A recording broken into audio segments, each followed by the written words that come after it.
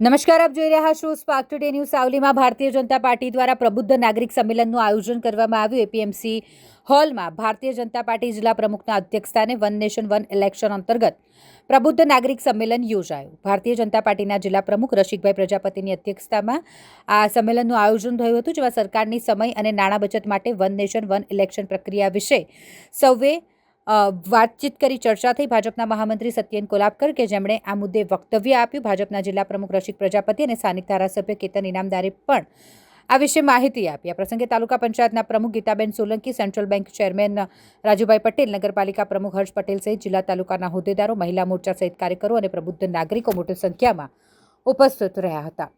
એક રાષ્ટ્ર એક ચુનાવ માટે દેશને યશસ્વી વડાપ્રધાન જ્યારે પ્રયત્ન કરી રહ્યા છે, ત્યારે આજે ગુજરાત વિધાનસભાની અંદર 182ની અંદર પ્રબુદ્ધ નાગરિકના જે 182 વિધાનસભાની અંદર સંમેલનો થવાના છે, ત્યારે એમાંનું આ સાવલી 135 વિધાનસભાની અંદર પ્રબુદ્ધ નાગરિકને એક રાષ્ટ્ર એક ચુનાવ માટેનો જે કાર્યક્રમ હતો એ સાવલી વિધાનસભામાં કરવામાં આવ્યો.